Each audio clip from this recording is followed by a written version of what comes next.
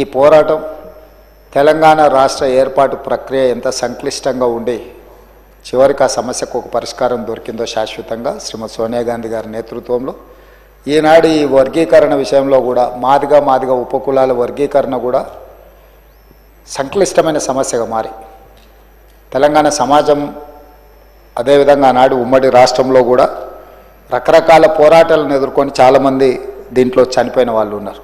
తెలంగాణ ఉద్యమంతో పాటు ఈ పోరాటంలో ప్రాణాలు అసలు బాసిన వాళ్ళు ఎవరైనా ఉన్నారంటే ఈ మాదిగా ఉపకులాల వర్గీకరణ సందర్భంగా పోరాటంలోనే చాలామంది చనిపోవడం జరిగింది.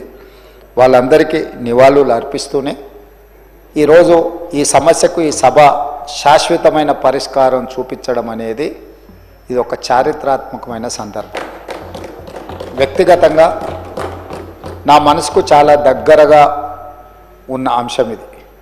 నేను జడ్పీటీసీగా, ఎమ్మెల్సీగా, ఎమ్మెల్యేగా, ఎంపీగా, ఈనాడు తెలంగాణ రాష్ట్ర ముఖ్యమంత్రిగా వివిధ బాధ్యతలు నేను ప్రజా జీవితంలో నెరవేర్చిన ప్రతి సందర్భంలో ఈ వర్గాల అండగా నిలబడి మా ఎదుగుదలలో పూర్తిగా సహకరించి ఈరోజు ఈ సమస్యకు పరిష్కారం చూపించడానికి నాకు ఒక అవకాశం వచ్చింది. అందుకే ఈ సమస్యను శాశ్వతమైన పరిష్కారం ద్వారా ఈ వర్గాలను ఆదుకోవాలన్న ఆలోచననే మా ప్రభుత్వం యొక్క విధానం అధ్యక్ష.